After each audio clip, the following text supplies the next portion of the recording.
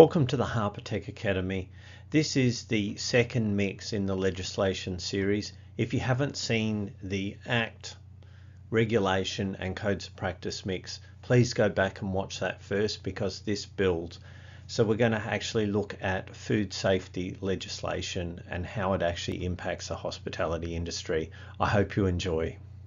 What you're going to learn today is very, very important. So we're actually going to look at food safety legislation. First of all, we're going to discuss how the food production cycle relates to the legislation. We're then going to have a look at Food Standards Australia and New Zealand, followed by the Food Act 2003 and the Food Regulations 2015, so that you have an understanding of how they all work. Let's get going. Everyone that works in a commercial kitchen must understand the food production cycle. So we're actually looking at it from purchasing through to the transportation and the refrigeration, making sure everything is safe, through to the delivery where we actually check the food. Then how do we store it? And correct storage is so important. Then when we're preparing, how long we leave meat out, and cross-contamination and a whole range of other things that we look at. Then how hot do we cook it for? How long can we hold it for? And then finally serving to the customer. So the food safety legislation is here to protect the customer, the employees and the employer of any hospitality establishment in New South Wales. In each state and territory of Australia, there are certain legislation that's administered to actually regulate the hospitality industry. The one that is across the whole of Australia and New Zealand is the Food Standards Australia New Zealand Code. It's basically an independent statutory agency, and they look at policy to maintain the labelling and canning and storage of food. So the Food Standards Code looks at general labelling, the substances that are added to the food. It also looks at the composition of what you can have in food, what you can't.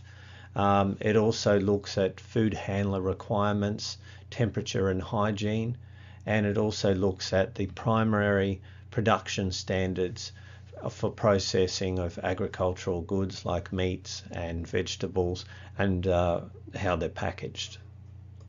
So we've looked at the first federal legislation, which is the Food Standards Australia and New Zealand. So in essence, it's actually looking at labelling, what you can put in food, how it's packaged. The next act we're going to look is Food Act 2003. Now you'll notice that it actually has in brackets New South Wales.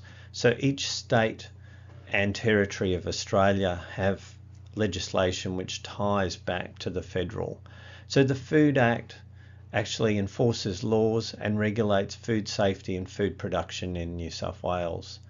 It gives the power to the local council to inspect food premises and audits food safety requirements. So the key parts of this legislation, you're looking at food must be sold, must be safe for human consumption. The establishment and food handlers must comply with minimum standards, and they look at training to make sure that this is what you have to be able to do before you're allowed to go into the kitchen. It looks at the standards of environmental hygiene that's actually required in a restaurant.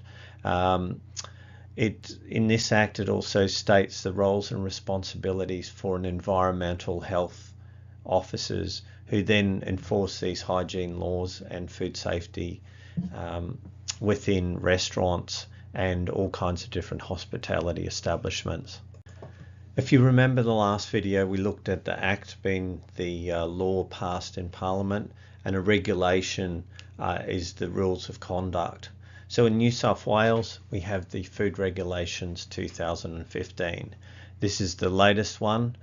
In your textbooks it'll show 2011, and basically this is here to complement the Food Act 2003.